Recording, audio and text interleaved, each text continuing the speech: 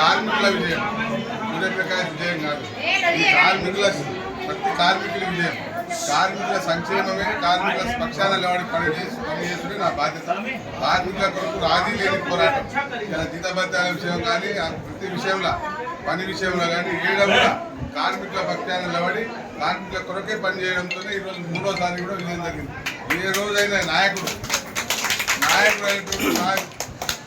ప్రజల పక్షాన, కార్మికుల పక్షాన ఉంటే విజయం 100% ఉంటుంది.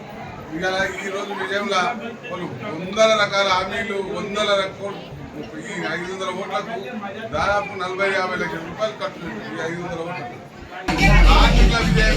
ప్రతి ఒక్క కార్మికుడు కూడా నిలబడాలని విధంగా పనిచేయడమే మా పార్టీ నాయకులందరూ కూడా ఆర్థికంగా ప్రతిరోజు పనిచేస్తూ వాళ్ళతో ఉన్న 10 రూపాయలు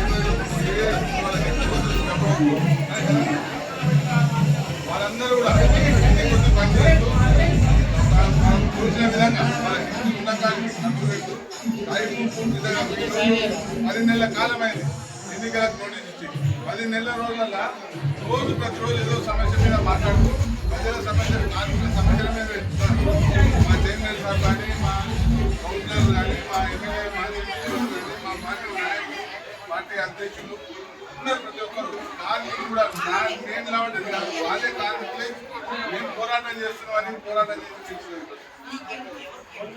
అంత కార్మికులందరికీ కూడా అంకితమైంది. ప్రతి కార్మికుడు, మా పార్టీ నాయకులకు, ప్రతి ఒక్కరికి ఈరోజు అగ్రిమెంట్ ఉంది. జీతభత్యాల కాడ ఈరోజు ఏ చట్టం గతంలో చేసిన అగ్రిమెంట్లకు భిన్నంగా మేము గతంలో చేసిన అగ్రిమెంట్ ఏదైతే కార్మికుల పక్షాన నిలబడి కొట్లాడి పనిచేసామో భవిష్యత్తులో రాబోయే అగ్రిమెంట్లో కూడా పనిభారం పెంచకుండా కార్మికుల పక్షాన నిలబడి వాళ్ళ శ్రేయసే ధ్యేయంగా మంచి అగ్రిమెంట్, మంచి జీతభత్యాలు వచ్చే విధంగా పనిచేస్తాం. ఇలా ఏ రకమైన రాజీ కానీ, ఏ రకమైన వేరే ఆలోచన కానీ ఉండదు. కార్మికుడు ఏం పని చెప్తే అదే రకంగా పనిచేసే బాధ్యత